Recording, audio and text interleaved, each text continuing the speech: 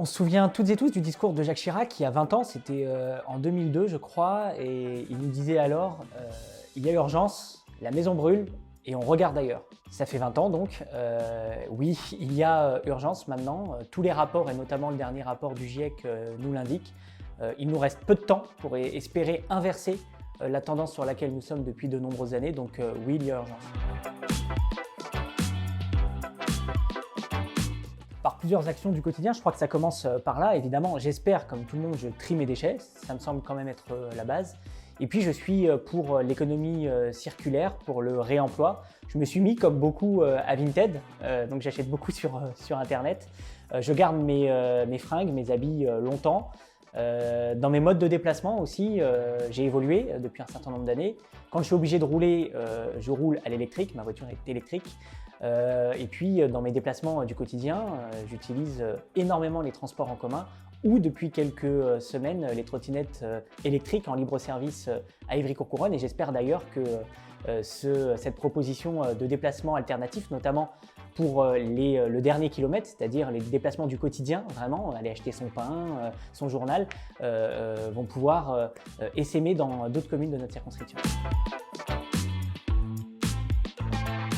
Alors pour rien vous cacher, quand je vais acheter des éclairs à Villabé, ils sont très bons, oui je prends ma voiture électrique, mais sinon non, sur la ville, quand je me déplace uniquement sur la ville ou sur notre circonscription, j'essaye de plus en plus d'utiliser mon vélo, encore une fois, la trottinette, ou de marcher tout simplement, c'est bien aussi. Les nouvelles générations, les plus jeunes d'entre nous sont porteurs d'espoir parce qu'ils nous bousculent. Alors d'ailleurs, ils ne nous bousculent pas, ils nous secouent, et comme il y a urgence, c'est très bien.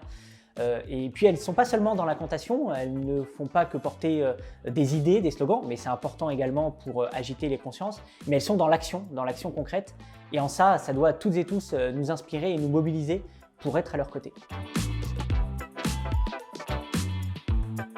Ça passe beaucoup par les mobilités, il faut revoir aussi notre manière de nous déplacer sur le territoire. Peut-être utiliser un peu moins la voiture quand on va acheter son pain par exemple, marcher peut-être un peu plus, c'est aussi bon pour la santé. Utiliser donc plus les transports en commun, y compris à l'échelle régionale. Je sais pour le pratiquer régulièrement que c'est pas toujours simple, c'est pas toujours agréable, il y a des avancées, il va falloir aussi continuer là-dessus, mais je crois que ça passe par là. Et puis ça passe aussi par des choses, voilà, on n'y pense pas forcément. Mais moi par exemple, à titre personnel, depuis quelques années, j'ai considérablement réduit ma consommation de viande, mais c'est aussi par des actions comme ça au quotidien qu'on va pouvoir changer les choses, en tout cas je le crois. Il faut tout faire pour que ça soit conciliable. Je sais que pour beaucoup d'entre vous, et c'est bien normal, la fin du mois passe avant la fin du monde. Mais notre rôle à nous, de responsables politiques, de responsables publics, c'est de faire en sorte que les deux soient conciliables. Et ça passe par des choses très concrètes. Et c'est aussi une mesure pour le pouvoir d'achat. Par exemple, la rénovation énergétique des bâtiments, réisoler nos logements. À la fin du mois, ça se traduit par une facture d'électricité, une facture de gaz moins importante.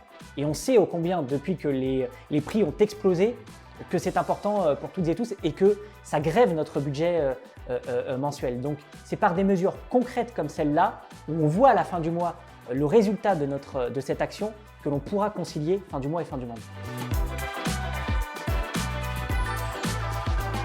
Là aussi, je crois qu'il faut essayer de tenir le plus possible les deux bouts, du local et du quotidien, et du national. Au local et au quotidien, c'est à nous toutes et tous de faire évoluer d'abord nos mentalités et puis nos pratiques.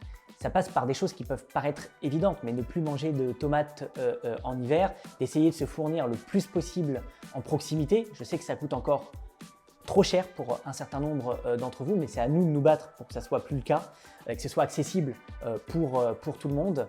C'est d'essayer le plus possible d'être dans le réemploi, dans le second usage, de ne pas forcément tout racheter neuf, d'essayer de réparer comme le faisaient nos parents et nos grands-parents au lieu de racheter. Il faut lutter contre l'obsolescence programmée. Et puis, et là c'est aussi notre rôle à nous d'élus, c'est de faire en sorte de préparer l'avenir, de préparer la mutation des métiers, de préparer les nouveaux métiers et donc une nouvelle génération, notamment en matière de formation, pour faire en sorte que les métiers de demain soient plus vertueux écologiquement et qu'ils aient pris la pleine conscience de l'urgence devant laquelle nous sommes. Très honnêtement, il y en a beaucoup. Quand j'ai peu de temps, c'est pas très loin de chez moi, les bords de Seine, pour pouvoir aller faire mon footing. C'est vraiment incroyable, on a une biodiversité exceptionnelle. Et puis sinon, vraiment, l'emblème de notre circonscription, c'est quand même le cirque de l'Essonne, qui est à cheval entre Corbeil-Essonnes, Lise, Villabé. Je crois que c'est plus de 130 hectares qu'il faut préserver et puis surtout qu'il faut valoriser et faire découvrir au plus grand nombre. Parce que je crois qu'on a un certain nombre de notre circonscription à ne même pas savoir que l'on a ce poumon vert exceptionnel en plein cœur de notre territoire.